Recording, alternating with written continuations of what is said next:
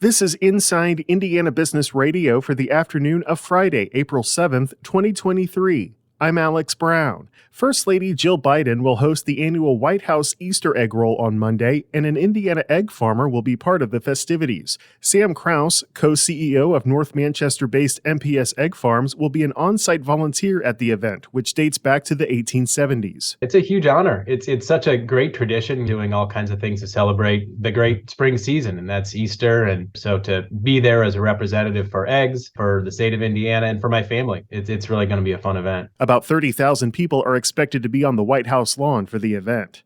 Krause, who is attending the event for the first time, will be one of the representatives of the American Egg Board to present Biden with the 2023 First Lady's commemorative egg and also celebrate egg farmers giving back. Egg farmers around the country have donated this holiday season over 5.5 million eggs all over the country for those who are food insecure. So we know it's been a tough time for a lot of people, and it's a way for us to give back a little bit and celebrate that.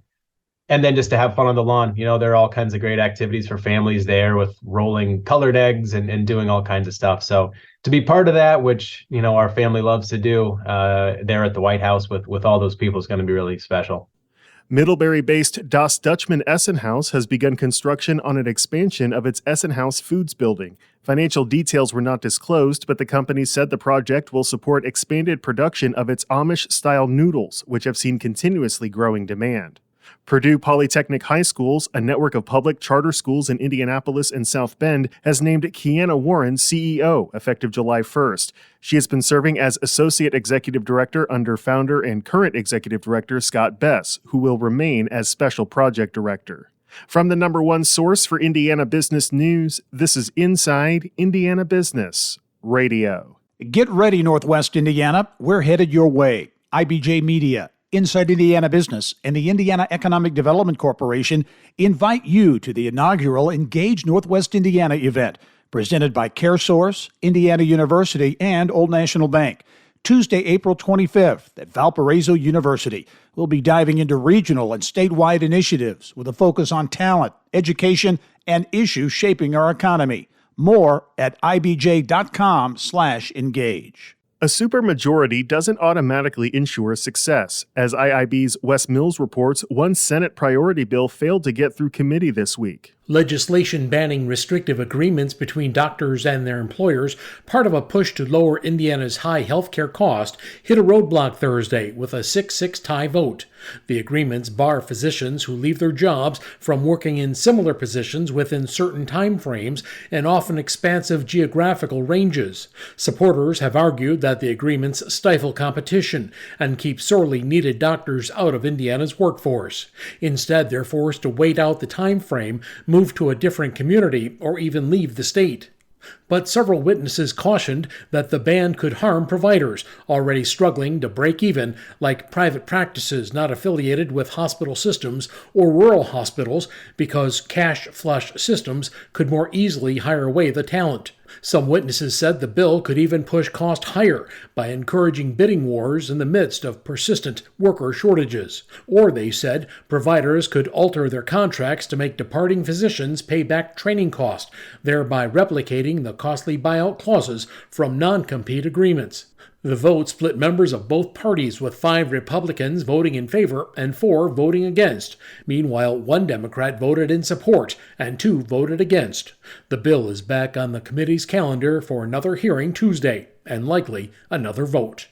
Wes Mills, Inside Indiana Business Radio. Chicago resident Mark Ward, founder and CEO of Socian Technologies, knew nothing about Indiana's technology industry until last year, when he came to Indianapolis to participate in Generator's 5G technology startup accelerator. The experience persuaded him to move his drone technology company to Indiana, with plans to create 155 jobs over the next few years. The company, which closed on a $2 million round of seed funding last month, is developing an artificial intelligence-powered system of autonomous drones that work with emergency dispatch systems to gather on-site intelligence before first responders arrive on scene.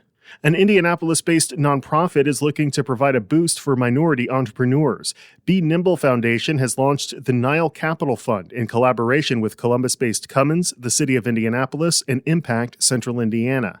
The $1.5 million fund will provide revenue-based equity loans and traditional equity investments of up to $25,000 for Black founders. Co-founder Jeff Williams. For us, it's really getting to a place where we can, really take part and feel pride in being able to launch the next $1 billion+ organization out of our community. The goal of the fund, the nonprofit said, is to help businesses increase staff and tech stack capacity, assist with supply chain and logistics, and prepare businesses for potential venture capital and retail opportunities. A network of bike routes, a regional bus system, and denser housing are some of the recommendations in Northwest Indiana's Transportation Plan Update. Lakeshore Public Radio's Michael Gallenberger reports. The Northwestern Indiana Regional Planning Commission has released a draft version of its NWI 2050 Plus plan. A large component is active transportation, making it easier to get around the region on foot or by bike. The plan recommends creating a network of routes by upgrading existing streets to reach places a trail system doesn't. Improvements could include signage, bike lanes, or side paths. NWI 2050 Plus also notes some of the challenges facing the region's transportation network. Most railroad crossing injuries and deaths are clustered in Gary, Hammond, and East Chicago, while Hammond sees the most blocked crossings. Additionally, Region Railroad saw a spike in the number of hazardous material spills in 2021, although the greatest amount of material spilled since 2011 came from pipelines. For Lakeshore News, I'm Michael Gallenberger.